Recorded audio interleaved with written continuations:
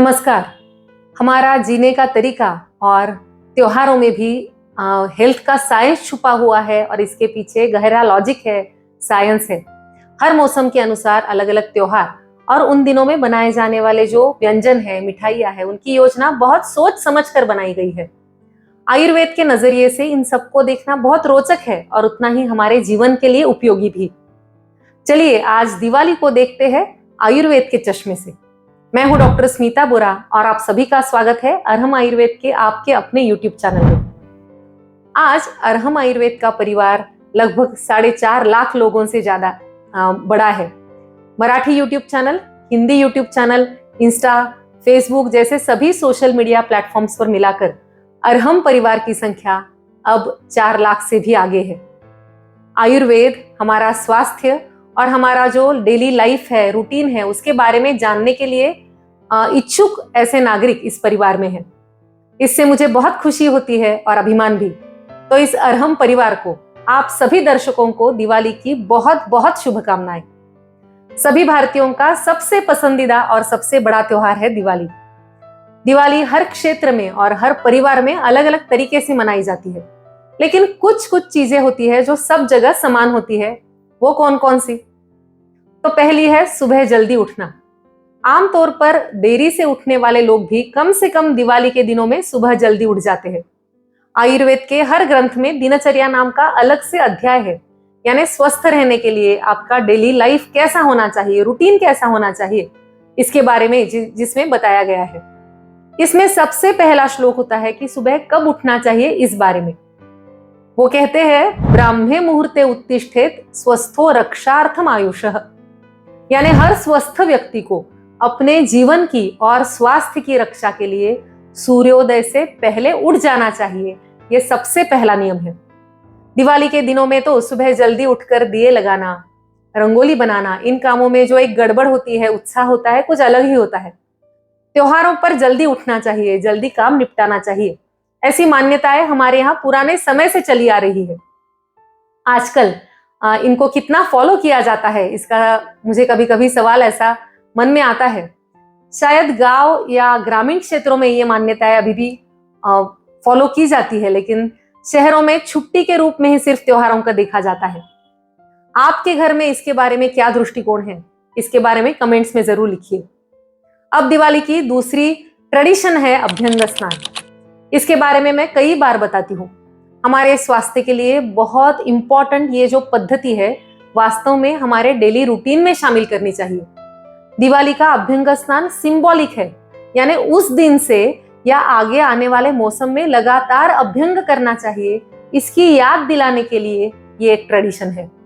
आने वाला जो हेमंत ऋतु है उसमें त्वचा ड्राई हो जाती है, शरीर में वात बढ़ जाता है, इसलिए आपकी स्किन को चिकना रखने के लिए और शरीर में वात को कंट्रोल करने के लिए अभ्यंग करना चाहिए। किसे करना चाहिए? तो छोटे बच्चों से लेकर बुजुर्गों तक सभी को। और कैसे करना चाहिए? तो इसके लिए जहां तक संभव हो औषधीय तेल का प्रयोग करें या फिर घानी से निकाला हुआ शुद्ध तेल इस्तेमाल करें। जो औषधि या घानी के तेल होते हैं वो सिर्फ आपकी स्किन तक नहीं पहुंचते, बल्कि अंदर हड्डियों तक, जोड़ों तक नरिशमेंट करने का काम करते हैं। इसलिए अभ्यंग स्नान का तेल औषधि होना चाहिए। तीसरी परंपरा है सुगंधित उपटन। कई औषधियों का मिश्रण होने वाला सुगंधी उपटन लगाकर जो स्नान किया जाता है वो दिवाली की एक खास स्पेशल बात है। कितनी अच्छी और हमारे हेल्थ को प्रोटेक्ट करने वाली ये परंपरा है। उद्वर्तन के बारे में आयुर्वेद कहता है कि यह कफहर है, मेद यानी बढ़े हुए फैट्स को कम करता है, सभी शरीर के अंगों को स्थिर करता है यानी टोन करता है और त्वचा को सुंदर बनाता है। यह भी वास्तव में दिनचर्या का एक इंपॉर्टेंट हिस्सा है। साबुन आने पर यह अच्छी परंपरा हमारी दिनचर्या से बिल्कुल नष्ट हो गई है। खैर, यह जो हेल्दी ट्रेडिशन है, कम से कम छुट्टी के दिन तो सभी को जरूर अपनानी चाहिए। अगला नंबर आता है मिठाई का। दिवाली पर बनने वाली जो मीठी नमकीन चीजें हैं और ज्यादातर व्यंजन है तले हुए होते हैं। आगे आने वाले सर्दी के दिनों में शरीर स्निग्ध बना रहे, इसलिए की गई यह योजना है। यह तो सभी को पसंद है, लेकिन यह सब मिठाइयाँ कौन हजम कर पाएगा? तो जिन्हें बहुत ज्यादा फिजिकली एक्टिव रहना पड़ता है वो लोग। अगर आप सिर्फ इंटेलेक्चुअल काम करते हो, दिन भर एक जगह बैठे रहते हो, तो बहुत ज्यादा मात्रा में मिठाई आपको हजम नहीं होगी। हमारी लाइफस्टाइल तो बदल गई, लेकिन खाने की आदतें हमने वैसे ही रखी है। मुझे अक्सर लगता है कि मिठाइयाँ भी ज्यादा से ज्यादा हेल्दी कैसे हो सकती है, इस पर सभी को सोचना चाहिए। क्योंकि ज्यादा मैदा, ज्यादा चीनी, तेल या नमक वाली ये सभी चीजें अगर ज्यादा क्वांटिटी में खाए तो दिवाली के बाद वजन बढ़ता है, शुगर बढ़ती है, या एसिडिटी, अपच या फिर ऐसी कंप्लेंट्स के पेशेंट्स भी हमारे पास बढ़ जाते हैं। इसलिए मिठाई का आस्वाद तो लेना है, लेकिन आपकी पाचन शक्ति और आपकी लाइफस्टाइल के हिसाब से। अगला नंबर आता है पटाखों का। इसको पूरी तरह बंद कर देना चाहिए, ऐसा मुझे लगता है। पटाखों से होने वाला पोल्यूशन है, सभी प्राणियों को होने वाली तकलीफ है, साथ ही अस्थमा, जुकाम, खांसी, एलर्जी वाले पेशेंट्स है, या फिर छोटे बच्चे, बीमार व्यक्तियों को होने वाली परेशानी, ये सब देखकर मेरे मन में आता है कि खुशी मनाने के लिए पटाखे जलाना जरूरी है क्या? क्योंकि पहले से ही हम पर्यावरण का बहुत नुकसान कर चुके हैं।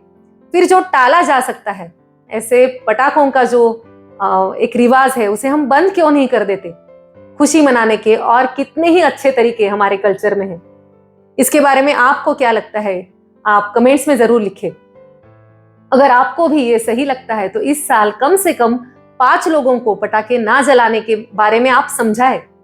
उतना ही इस पर्यावरण में हमारा योगदान रहेगा। दिवाली परिवार के साथ समय बिताने का त्योहार है। घर की सजावट के साथ साथ स्वास्थ्य पर ध्यान देने का त्योहार है। शरीर के साथ साथ मन की देखभाल करने का त्योहार है। इस साल यह त्योहार ज्यादा अवेयरनेस के साथ, हेल्थ के अवेयरनेस के साथ मनाएं। इसके लिए आप सभी को मेरी ओर से बहुत बहुत शुभकामनाएं। आज का वीडियो कैसा लगा, इस बारे में कमेंट्स में जरूर लिखें। मिलेंगे अगले वीडियो में। शुभम भवतु। धन्यवाद।